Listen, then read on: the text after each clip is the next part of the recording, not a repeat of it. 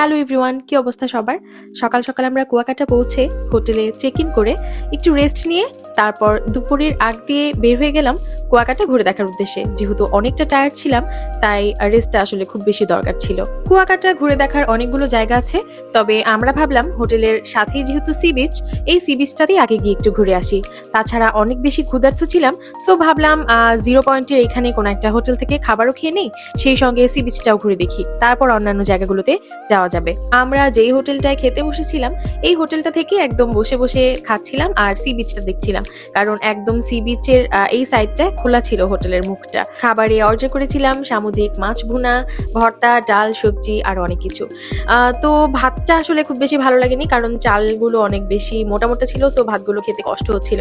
যাই হোক, তো খাওয়া দাওয়া শেষ করে আমরা তাড়াতাড়ি করে বের হয়ে গেলাম সি বিচটার একদম কাছে যেতে। তবে সি বিচটার কাছে যেটা দেখলাম, এই কুয়াকাটার যেই সি বিচটা, এই সি বিচের পানি কেমন একটু ঘোলাটে, তো আমার এই ব্যাপারটা ভালো লাগলো না। হয়তোবা এটা জোয়ারের সময় পরিষ্কার থাকে কিনা আমি আসলে জানি না, কিন্তু পানি অনেক বেশি ঘোলাটে। আমার কিছুক্ষণের জন্য মনে হচ্ছিল আমি সমুদ্রে আসিনি, মনে হচ্ছিল আমি কোনো একটা নদীতে এসেছি। অনুভূতিটা এরকমই ছিল। সত্যি বলতে, যারা কুয়াকাটা ঘুরতে আসবেন, কক্সবাজারের সঙ্গে কোনোভাবেই এটাকে কম্পেয়ার করা যাবে না। তবে হ্যাঁ, কুয়াকাটায় দেখার মতন আরো অনেক সুন্দর জায়গা আছে, এখানেই শেষ না। সেই ভিডিওগুলো আপনাদের সঙ্গে আস্তে আস্তে শেয়ার করব।